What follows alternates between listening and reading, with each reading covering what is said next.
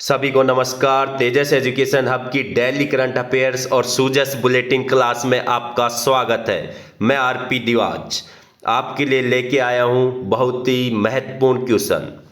शुरुआत करते हैं। दिल्ली के कर्तव्य पथ पर निकली राजस्थान की झांकी की थीम क्या थी? विकसित भारत विकसित राजस्थान, पधारो म्हारे देश, जाने क्या दिख जाए म्हारो नखरालो राजस्थान। देखिए 75वें गणतंत्र दिवस पर कर्तव्य पथ पर जो राजस्थान की झांकी थी, इससे पहले 2020 में निकली थी। 3 वर्ष बाद राजस्थान की झांकी निकली कर्तव्य पथ पर। उसकी थीम रखी गई थी पधारो म्हारे देश। ये पूरा टूरिज्म पे आधारित था, जिसमें विकसित भारत में पधारो म्हारे देश की थीम रखी गई थी। ऑप्शन नंबर बी बिल्कुल सही है। और झांकी के अग्रभाग में घूमर नृत्य का प्रदर्शन किया गया था। घूमर नर्तकी सबसे आगे थी। पश्चिमी राजस्थान उद्योग हस्तशिल्प उत्सव 2024 का आयोजन कहाँ किया जा रहा है?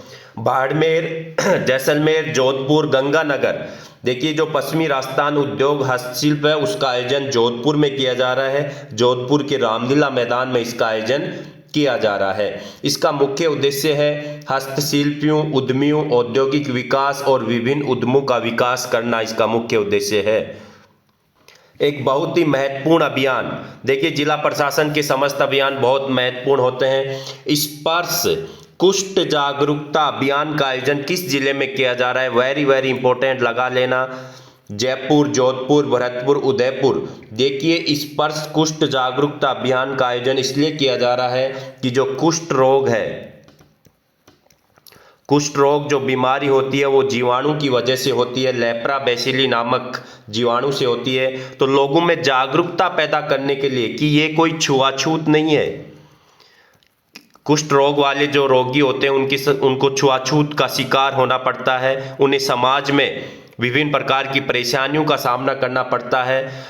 तो ये जागरूकता विकसित की जा रही है कि ये छुआछूत का रोग नहीं है, ये कोई आनुवांशिक रोग नहीं है, ये किसी जीवाणु द्वारा यह बीमारी होती है। इसका मुख्य जो थीम रखी गई है वो रखी गई है कलंक मिटाएं गरिमा अपनाएं। यह भी पूछा जा सकता है, कलंक मिटाएं और गरिमा अपनाएं।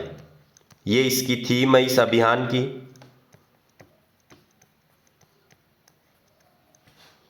ये जयपुर में आयोजन किया जा रहा है। ऑप्शन नंबर ए बिल्कुल सही है।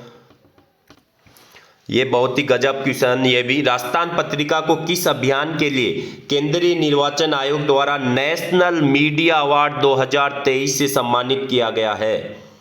जागो जनमत अभियान, जागरूकता मतदाता अभियान, जागो युवा मेरा अभिमत अभियान। देखिए जो नेशनल मीडिया अवार्ड 2023 दिया गया है वो किसको दिया गया है? राजस्थान पत्रिका को। पहला क्वेश्चन ये बनता है। द्रौपदी मुर्मू द्वारा सम्मानित किया गया है। 14वें राष्ट्रीय मतदाता दिवस पर यह अवार्ड दिया गया है। राजस्थान पत्रिका ने विधानसभा चुनाव में एक अभियान चलाया था, जागो जनमत अभियान, कि प्रत्येक वक्त मतदाता को वोट देने जरूर पहुंचना है। ये जागरूकता अभियान चलाया गया था राजस्थान पत्रिका द्वारा। तो इस अभियान को के कारण राजस्थान पत्रिका को नेशनल मीडिया अवार्ड दिया गया है। इसका उत्तर है ऑप्शन नंबर ए। राजस्थान के किस नृत्य को नई दिल्ली के ऐतिहासिक लाल किला प्रांगण में आयोजित 6 दिवसीय भारत पर्व 2024 में शामिल किया गया है? भवाई नृत्य, कालबेलिया नृत्य, वालर नृत्य, गैर नृत्य। देखिए इसका उत्तर होगा कालबेलिया नृत्य। Option number B. T20 cricketer of the year 2023 का अवार्ड किसे प्रदान किया गया है? रवि बिश्नोई, यशस्वी जायसवाल, अशोक मैनारिया, संजू सैमसन। देखिए ये रवि बिश्नोई को दिया गया है। तो ये क्वेश्चन बहुत ही इंपॉर्टेंट हो जाता है, आप इसके 5 स्टार लगा लीजिएगा। ऑप्शन नंबर ए है रवि बिश्नोई को। आपको पता है कि ये इनका जोधपुर से ताल्लुक रखते हैं, ये जोधपुर के निवासी हैं। जो ये ध्यान में रखना, T20 में दिया गया है इन्हें। राजस्थान के कितने अधिकारियों को राष्ट्रपति वीरता पदक से सम्मानित किया गया है? 2, 4, 3, 5। 2 को सम्मानित किया गया है। राष्ट्रपति पुलिस पदक से 4 अधिकारियों को सम्मानित किया गया था। आप कंफ्यूज मत होइएगा, वो राष्ट्रपति पुलिस पदक वो पुलिस अधिकारियों को दिया जाता है। वो 4 अधिकारियों को दिया गया था राजस्थान के, लेकिन जो वीरता पदक है वो राजस्थान के 2 जो यूएन में संयुक्त राष्ट्र की शांति सेना में शहीद हो गए थे कांगो देश में, उन्हें दिया गया है। 2 उनके नाम भी पूछे जा सकते हैं, आप रट लीजिए। सांवल राम बाड़मेर के हैं, सांवल राम बाड़मेर। और दूसरे हैं सीकर के शिशुपाल बगड़िया, दूसरे शिशुपाल बगड़िया। दोनों ही कांगो में शहीद हो गए थे शांति सेना के दौरान। तो दोनों के नाम भी आप बिल्कुल याद कर लीजिए, रट लीजिएगा। आपको हूबहू ऐसे क्वेश्चन छपने मिलने वाले हैं पेपर में। आपको अच्छा लगे तो लाइक शेयर और सब्सक्राइब जरूर कीजिएगा। राजस्थान में सबसे ऊंचा झंडा कहाँ फहराया गया है? मेड़ता, जयपुर, फलौदी, कोटा। देखिए, राजस्थान का जो सबसे ऊंचा झंडा है वो मेड़ता में फहराया गया है गणतंत्र दिवस के अवसर पर, 231 फीट ऊंचा। तो ये क्वेश्चन भी बहुत इंपॉर्टेंट हो जाता है। राजस्थान की किस डेयरी के द्वारा कलाकंद बनाने के नवाचार की शुरुआत की गई है? सरस डेयरी, गोपाल डेयरी, मधु डेयरी, मदर डेयरी। आपको पता है कलाकंद एक मिठाई होती है, तो कौन सी डेयरी द्वारा ये मिठाई बनाने के नवाचार की शुरुआत की गई है? सरस डेयरी के द्वारा ये पहली बार ये नवाचार किया गया है और इसका शुभारंभ किया गया है राजस्थान के वन व पर्यावरण राज्य मंत्री संजय शर्मा द्वारा। संजय शर्मा राजस्थान के क्या है? वन व पर्यावरण राज्य मंत्री, स्वतंत्र प्रभार है इनके पास। इनके द्वारा ये शुभारंभ किया गया है। राजस्थान लोक सेवा आयोग के किस सदस्य को राज्यपाल कलराज मिश्र द्वारा निलंबित किया गया है?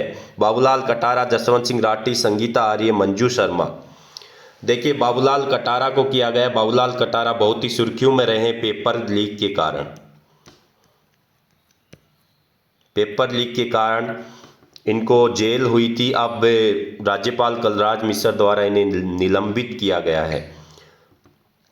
Option number A. आपको पता है कि राज्यपाल सिर्फ जो आरपीएससी सदस्य होते हैं उन्हें निलंबित कर सकता है अनुच्छेद 317(2) के तहत। इन्हें बर्खास्त करने की या हटाने की जो शक्ति है वो राष्ट्रपति के पास होती है।